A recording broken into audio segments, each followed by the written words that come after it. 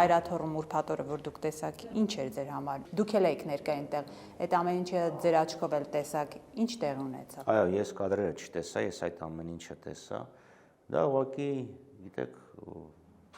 յենիչերների հարձակում էր քրիստոնեական սրբությունների վրա։ Դա է, այսինքն, ինչ կադրեր, որ ես տեսել եմ կինոմատոգրաֆիայում, ինչ ինքս եմ պատկերացրել, երբ կարդացել եմ վկայությունները 15 թվականի ցեղասպանության վերաբերյալ կամ 1896 թվականի ցեղասպանության վրա, կամ զավթիչների հարձակումները ուղղակի աչքիս առաջ եկան։ Անհավանական է, անհավատալի է, որ կարող է Հայաստանի Հանրապետության իրավապահ համակարգի ծառայողը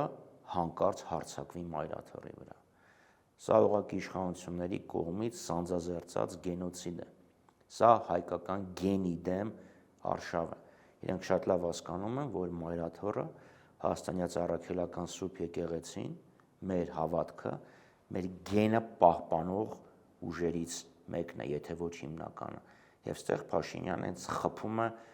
հայկական էությանը, հայկական գենին, եւ դրա համար եմ ասում, սա իշխանությունների կողմից ուղղակի գենոցիդ է սեփական ժողովրդի նկատմամբ։ Իրենք ավելի պարզ են ձևակերպում, ասում են Միքայել Սրբազանին գնացել էին ձերբակալելու, որովհետև նման որոշում կար։ Գիտեք, իրենք շատ բան կարող են ասել։ Իրենք ասում են մենք հայհոյում ենք եկեղեցականներին, որովհետև եկեղեցու հավատարիմ հետևորդներն ենք։ Իրենց այս քաղաքականությունը ինձ շատ հիշեցնում է երիտ թուրքերի ցեղասպան քաղաքականությունը։ Վերջապես երիտ թուրքերն ինչ էին ասում, չէ՞, երբ հայերին տեղահանում եւ քշում էին դերձոր, ասում էին՝ սիրելի հայեր, դուք մեր քաղաքացիներն եք, մենք ձեր մասին մտածում ենք, սա պատերազմական գոտի է, եկեք մենք ձեզ տեղափոխենք անվտանգ վայր։ Եվ այդ անվտանգ վայր տեղափոխելու անվան տակ իրենք կոտորեցին 1.5 միլիոն հայի։ Նույնը Փաշինյանն է անում, ասում է, չէ, ես եկեղեցու ավատավոր զավակ եմ եւ դրա համար եմ փորձում եկեղեցին փրկել եկեղեցու սպասավորներից, բայց ակնհայտ է, չէ, որ նպատակը եկեղեցին դարձնել իրենց ձեռքի խաղալիք եւ վերջը վերջով ոչնչացնել Հայաստանյաց առաքելական Սուրբ եկեղեցին։ Եվ ինչ որ տարեցին, այ դա է, թե չէ իրեն գիտեին, իրանք էս էին անում մանկամիտ հիմնավորումները։ Փաշինյանն ասում է, ես եկեղեցու դեմ արշավ չեմ անում, հոգևորականներ կան, որոնք նաև ահաբեկչության, իրենք այդպես են արդեն ձևակերպում, ահաբեկչություն էին նախապատրաստում, Միքայել Սրբազանը եւս իշխանության զավթման մեջ է մեղադրում, հիմա այս ամենը կանխել են, ասում են հնարավոր էր հոկտեմբերի 27 տեղի ունենար երկրում։ Միթե դուք ահաբեկչության կողմնակիցների հետ մեկ հարթակում եք։ Իսկ ով որոշեց, որ ահաբեկչություն է եղել, Փաշինյանը։ Նիկոլ Փաշինյանը խորապես համոզված է, որ ինքը ոստիկան է, քննիչ է, դատախազ է, դատավոր է, դահիճ է, ինքն է, պետությունը ինքն է, որ ասում ենք Հայաստանում միահեծան բռնակալություն է, այլ նաև սա է նկատի ունենք։ Ինքը որոշել է, որ կանխվել է ահաբեկչություն, որ Բագրատ Սրբազանը կամ Միքայել Սրբազանը ահաբեկիչներ են, իրեն հետևողները ահաբեկիչներ են։ Ինքը որոշել է, որ այն 50 դրամանոց ճայթուկները, որ երեխաները նոր տարու նախաշեմին օգտագործում են, դրանք ուրեմն զենք են։ Մի մարդու կապրիզ է։ Ձայնագրություններն են վկայակոչում, ասում են դուք ինչ ուզում եք մարդ սպանվի, նոր մենք գործողություն իրականացնեինք։ Չէ, այնպես բան իհարկե չենք ուզում։ Եվ որևէ մեկը չի կարող ուզել, բացի երևի Նիկոլ Փաշինյանից, որ ասում էր հոգիս փառավորվում է, եւ ոստիկաններին ծեծում եւ ձեռքերից մահակ եւ վահաններն էին խլում։ Չէ, բայց ով ասեց, որ դա եղել է ուրեմն հանցագործության նախապատրաստում։ Ես ինչ որ հատվածներ եմ լսել եւ ծիծաղելի է, որ դա կոչել ցեղասպան ներողություն զինված հեղաշրջման փորձ։ Ծիծաղելի է ուղղակի։ Սարկած ամեն ինչ։ Ինքն է իրականացնում սահմանադրական կարգի տապալում, ինքն է տապալել սահմանադրությունը, իր ձեռքում կենտրոնացնելով ամբողջ իշխանությունը, խոստանալով մի բան ընտրություններում եւ այլ բան իրականացնելով։ Չէ, ինքը խաբել է ժողովրդին, եկել է Շուշիի եւ Հադրութի դեօկուպացիայի, անջատում հանուն փրկության բանաձևով Արցախի հակամարտությունը կարգավորելու խոստումով եւ խաբել է լրիվ ուրիշ բան արել։ ինքն է իշխանազավթը, ինքն է հեղաշրջում իրականացնողը, ինքն է ժողովրդի ձեռից ընտրություններ գողացողը։ Ինքը պետք է դրա համար պատասխան տա։ Այդ օրերին, երբ շաբաթվա վերջին Միքայել Սրբազանին իրավական գործընթացներ էր տեղի ունենում, ընդդիմությունը Էդմոն Մարուքյանը հայտարարեց իմպիչմենտի գործընթացի հետ կապված Միքայել Սրբազանի վարչապետի թեկնածու առաջադրումը, դուք եւս միացաք դրան, սակայն Սրբազանը հրաժարվեց։ Հրաժարվեց, ասեց ես բավարարված եմ հոգևոր ծառայությամբ։ Այսինքն ձեզ մեղադրում են, որ այդ գործընթացին արագ միացաք, իսկ օրինակ պատիվ ունեմի հետ կապված դեռևս հապաղում։ Ովքեր են մեղադրում։ Մեր ուրեմն հայտարարությունը հստակ է։ Երկու հայտարարությունն էլ։ Պետք է 36 ստորագրություն, մենք ունենք 28 ստորագրություն։ Այսինքն այն երկու հոգին, որ հայտարարել են, որ միանում են նախաձեռնությանը, դրան որ գումարեինք մեր 28 հոգին, դրան որ գումարեինք այն 6 հոգին, որ մնացել է պատիվ ունեմին, կլիներ 36։ Սա է իրականությունը եւ պետք չի փորձել պղտոր ջրում ձուկ բռնել եւ հետեւից հարվածել։ Այսինքն գիտակցելով, որ երկու ձայնը արդեն կա, դրա համար դուք երկու ձայնը պետք են, որովհետեւ պետք է այսինքն անմիջապես դրա համար միացաք։ Դե հայտարարությունը կա, չէ, տեքստը կա։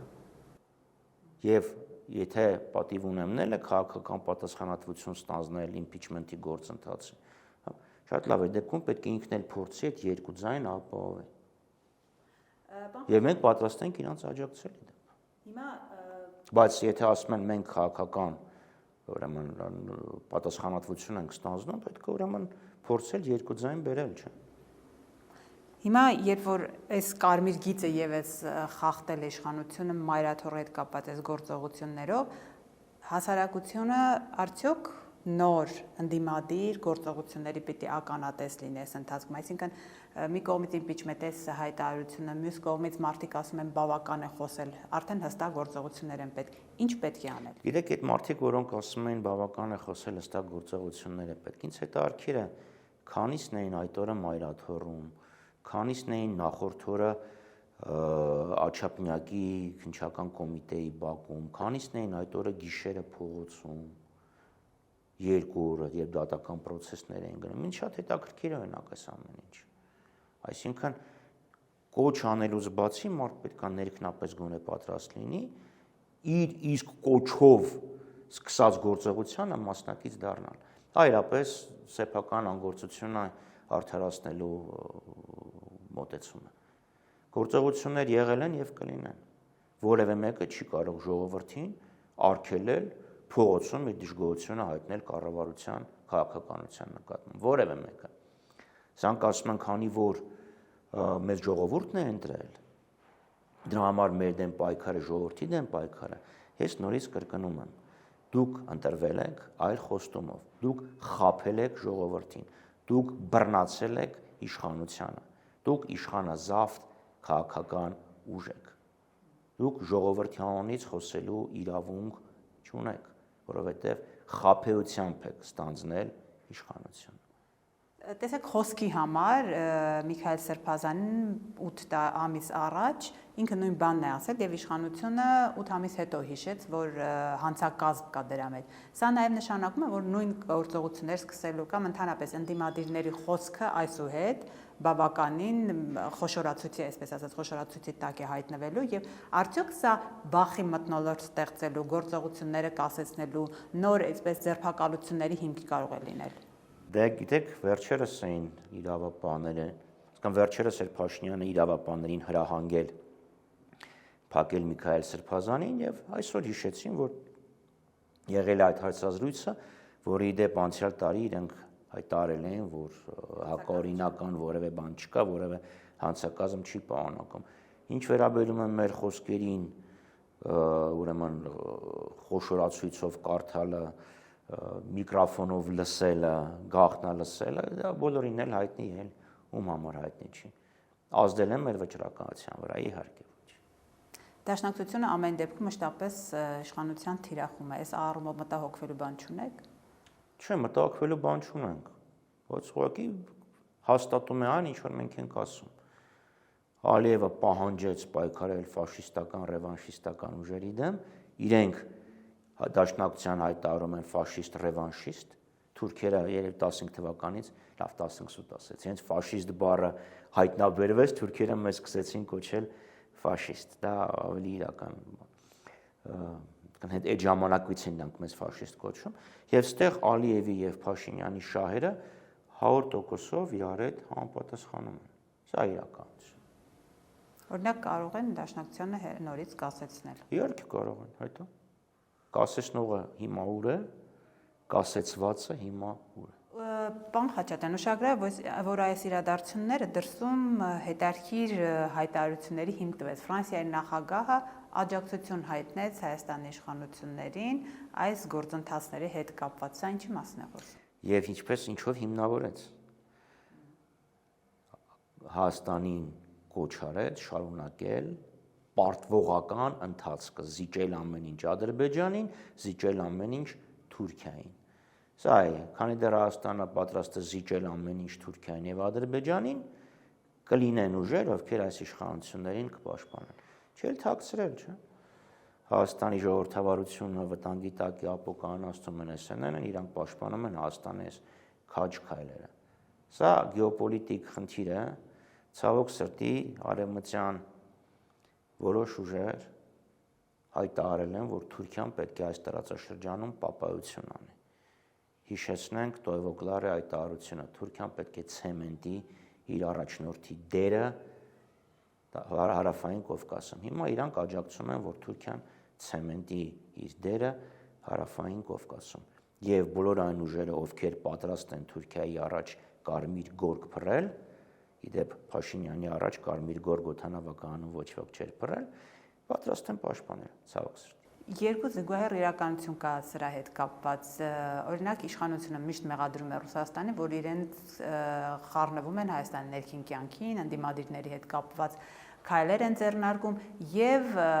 Ռուսաստանից հնչեց հայտարարություն, որը Հայաստանի ներքին գործերին չեն խառնվում, եւ Ֆրանսիայի այս հայտարարությունը։ Հիմա սա կարող են դիտարկել Հայաստանի ներքին գործերին խառնվելու փորձ։ Դե գիտեք, երբ դու որ երկրի քաղաքական իշխանություններին կամ քաղաքական ուժերից որևէ մեկին աջակցություն ես հայտնում,